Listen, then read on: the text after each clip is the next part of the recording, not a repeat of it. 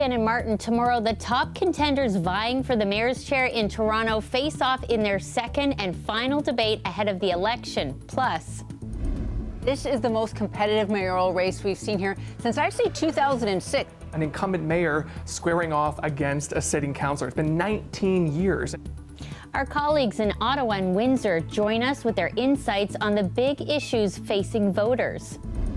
Being able to expand our reach to a wider consumer base is important for us, especially because there are a lot of other cannabis stores around. Starting tomorrow in Toronto, you can now order cannabis delivery through Uber Eats. It's the first of its kind partnership anywhere in the world.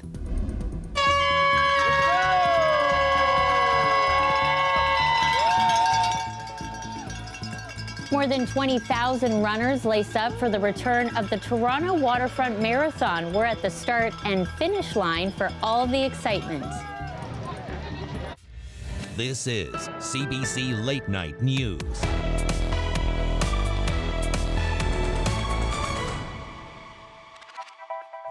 Hello, thanks for joining us. It is the final stretch ahead of municipal elections across Ontario. Tomorrow, the top contenders for mayor in Toronto will square off in their second and final debate. Housing affordability, transportation, labor shortages, and cutting red tape all on the agenda for tomorrow's event. The debate is being hosted by the Toronto Region Board of Trade incumbent. John Tory is taking part, along with Gil Penalosa and Chloe Brown, coming up in about 10 minutes. We'll take a closer look at the races underway in Windsor and Ottawa. Advocates for migrant workers and undocumented immigrants sending a strong message to the federal government tonight. They're demanding equal rights, something they say the Prime Minister promised months ago. Tyler Cheese has more. We cannot wait for justice. Migrant workers and their supporters poster the door outside Deputy Prime Minister Chrystia Freeland's office to demand the federal government keep a promise made 10 months ago. Prime Minister Trudeau promised a regularization program. He promised permanent and equal rights for migrant workers and students. And it has been 10 long months since that promise has not been kept. The group also delivered a letter asking Freeland to meet with them in Ottawa next month. Similar letters were delivered to 38 other cabinet members across the country.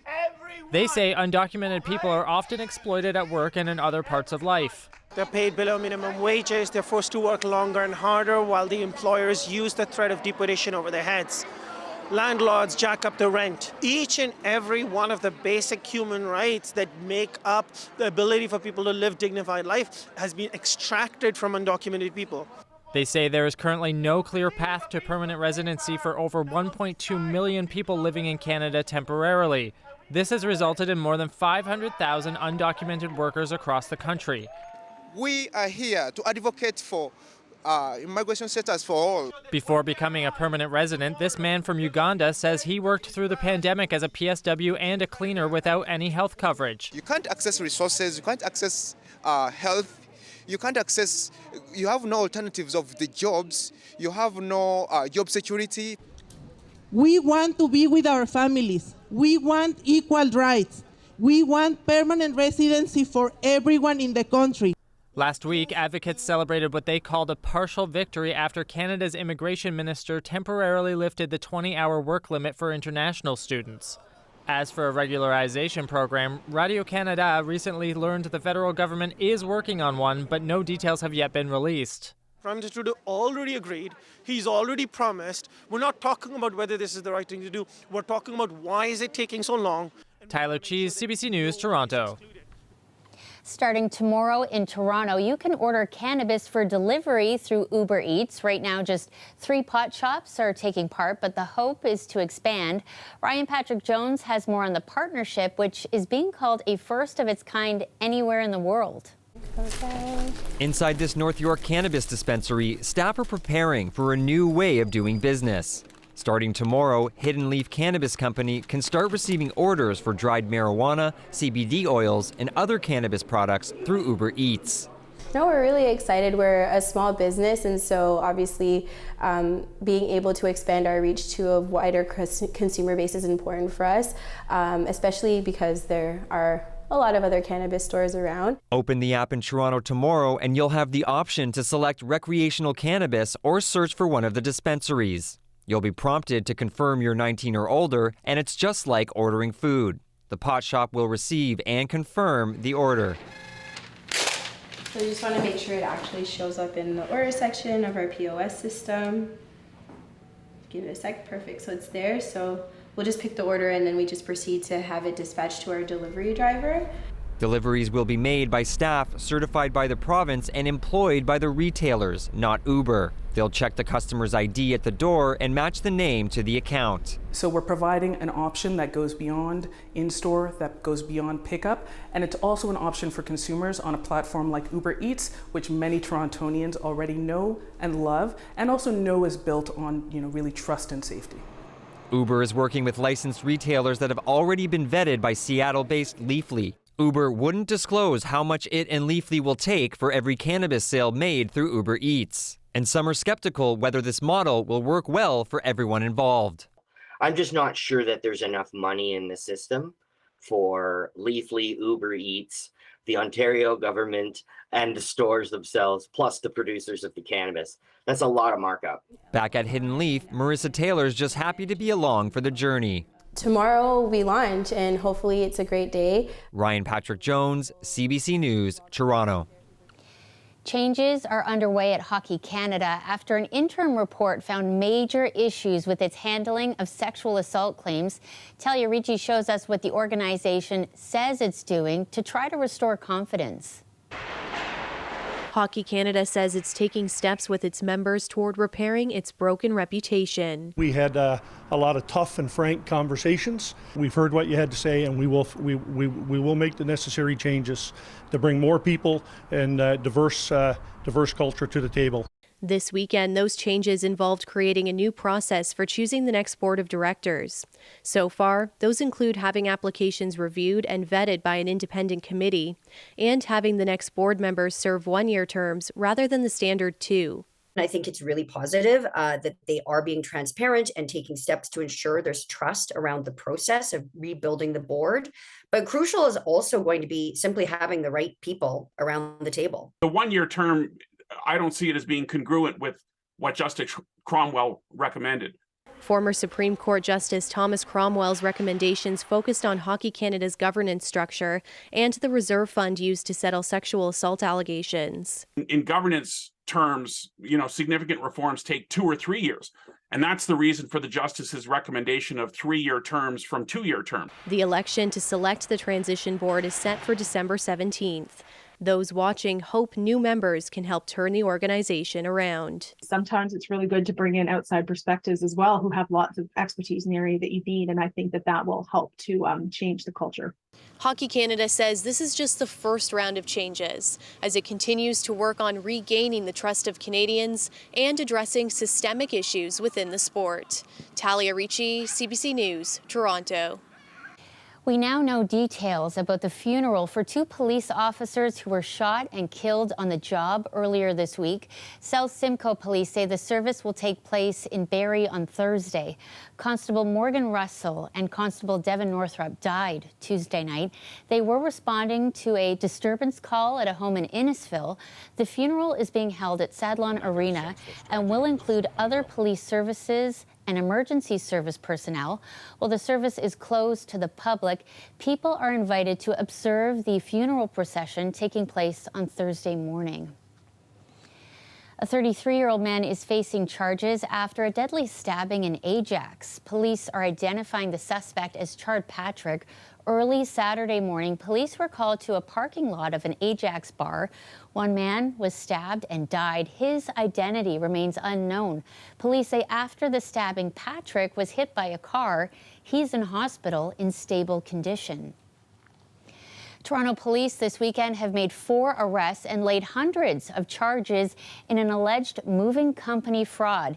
It follows an undercover investigation by CBC's Marketplace into a group of companies accused of deceptive pricing.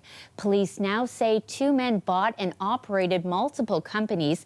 They say customers were quoted low prices online, but ultimately charged thousands more under the threat of having their belongings confiscated and sold.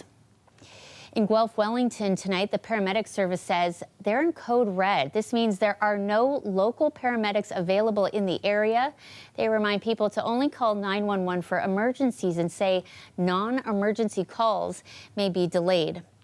Well, it is the first fall season since the start of the pandemic without COVID mandates and restrictions. And with new Omicron variants spreading rapidly internationally, one doctor is urging people to do what they can to protect themselves. Obviously, no one wants to get the flu or get COVID, so there's steps you can take to prevent it. But it's also important because the healthcare systems, they are stretched. There are capacity issues.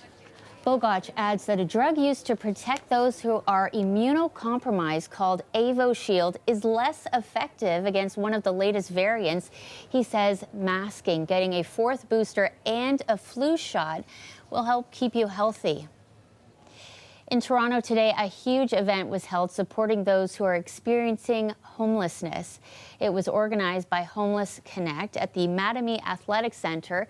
They created a one-stop shop, bringing critical services together under one roof, including everything from health, employment, and legal services to food, clothing, and haircuts. It's an annual event that aims to make these services more accessible.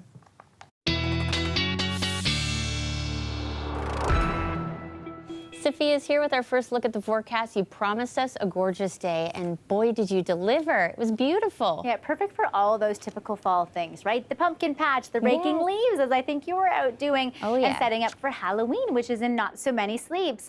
Spoiler alert, your current conditions at 11:11, and the double digits will be the warmest you're going to get over the next 2 to 3, maybe even 4 days. It'll be chilly temperatures along with rain. The showers are already pushing in, so I hope that you made the most of everything that today had to offer. Here's the bigger picture look for you. We are in this cool pool of air that is bringing record-breaking temperature anomalies. On the other side of the coin, intense heat in places like the Northwest Territories, basking in nearly the double digits, while places under the palm trees have the same temperatures down in the Texas Panhandle in Mobile, Alabama. We're kind of in the crosshairs of this upper level low that will be spinning on top of us for the next few days, bringing a mix of lake effect showers, rain, and even, yes, I'm going to say it, a wintry mix and snow to some northern elevation areas.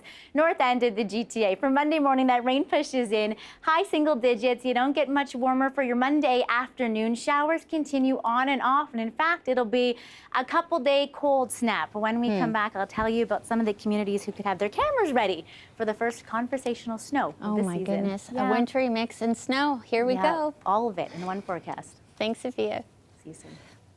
To some international stories now. Officials in Iran say 4 people are dead after a massive fire broke out at a notorious prison.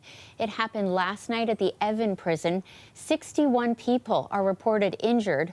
Officials blame the fire on, quote, criminal elements, but Evin prison is known for housing political prisoners, and activists today were scrambling to determine whether their colleagues were safe. A human rights lawyer told CBC today the international community needs to be doing far more to urge the release of prisoners at the facility. Thousands marching in Paris today, calling for action in the face of inflation. 4 of France's unions organized the march. Those unions are also calling for a day of strikes and protests on Tuesday. Today's demonstration comes amid ongoing strikes at French oil refineries, and a back-to-work order was also the target of today's march.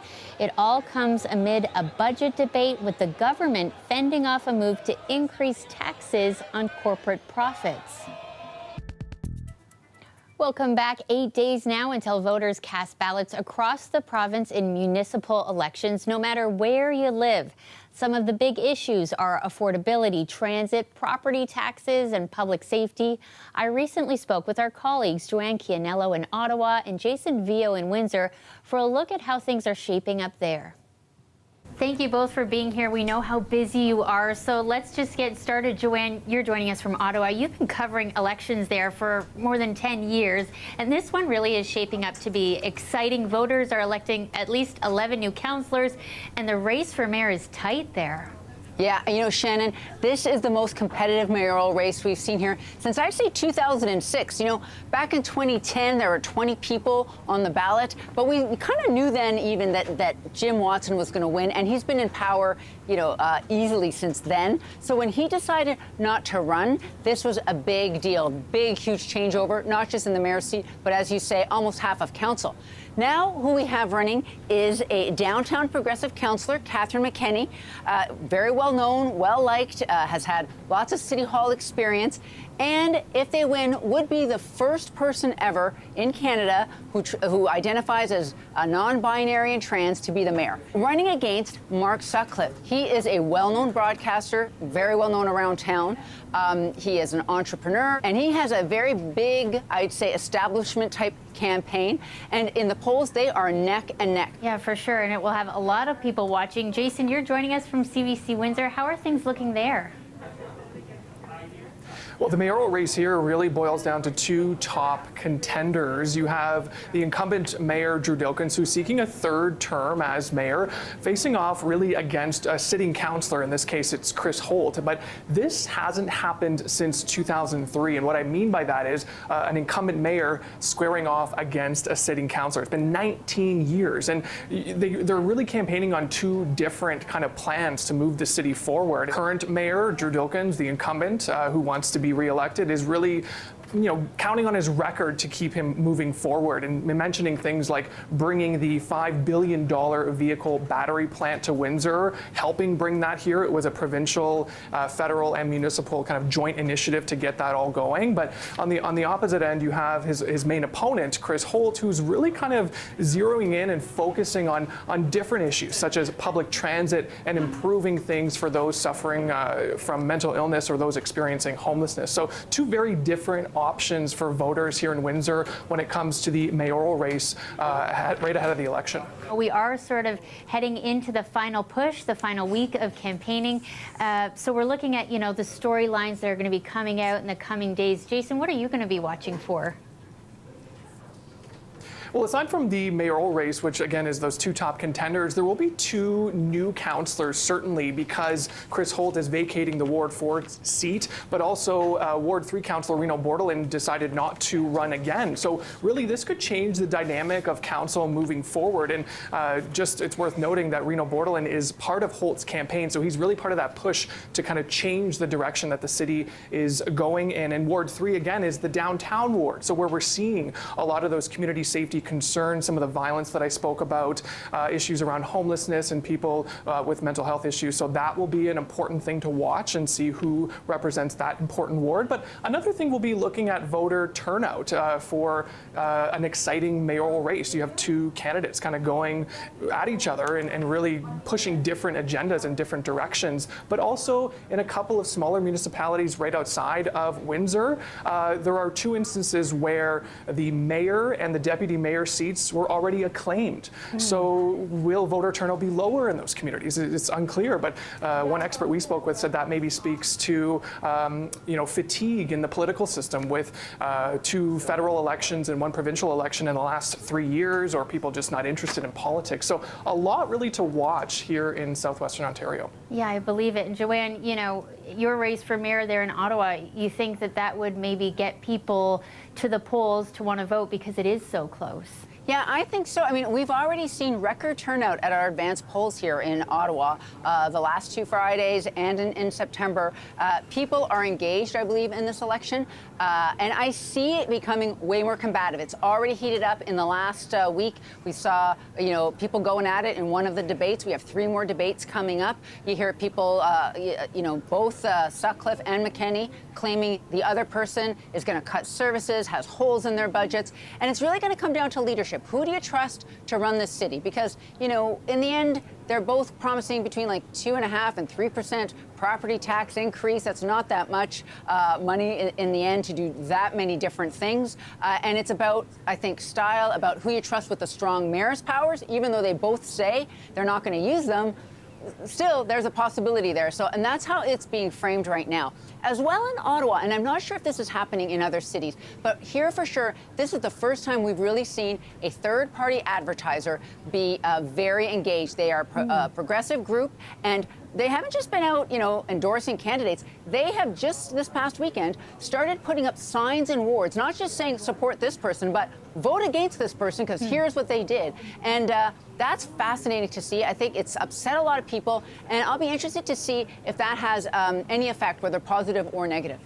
There is certainly no shortage of things to talk about. We so appreciate you guys being here, and we're going to be watching for your reporting come election night. Thank you so much, Joanne and Jason. You're welcome. Thanks for having us.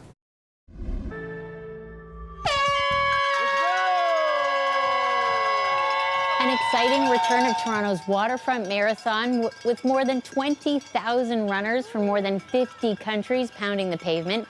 Organizers say the event raised more than $2.75 million for 150 local charities.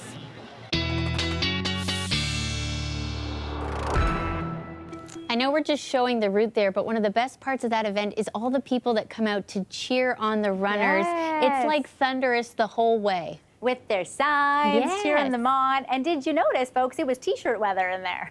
Perfect weather for that. And it was nice while you had the wind at your backs, not so much when you were walking or running into the wind today, because boy, was it gusty. They were easing, but the winds will continue to ramp up Monday, Tuesday, Wednesday, as we have this upper low swirling above us, really until midweek this upcoming work week. Here is a snapshot of what we will receive. That is shoveling snow up to the north and to the east. Everybody else, it's about 5 to 15, maybe 20 millimeters of rain, a little bit more into the east, up to 70 millimeters of rain locally along the Huron shores. And yes, that blue stuff for those of you in Orillia, London, Orangeville, even Stratford, could be some snowflakes falling in the early morning hours Tuesday into Wednesday as the temperatures dip from a feels like of 5 down to below the freezing mark into the overnight period, and cool for Wednesday into Thursday. It's actually the longest cold snap we've had in mid-October since 2009, but the models are warming up on the consensus of a really nice weekend next weekend, Shannon. It's going to be lovely and above seasonal, really, for the long range, maybe even 20s again. Oh my gosh, Yeah, what a roller coaster. Oh, you took the words out of my mouth. Okay, well, thank you so much. See you next week, everyone. Well, that is our show for tonight. Thank you so much for watching. We'll see you again next weekend, and we hope you have a great week ahead.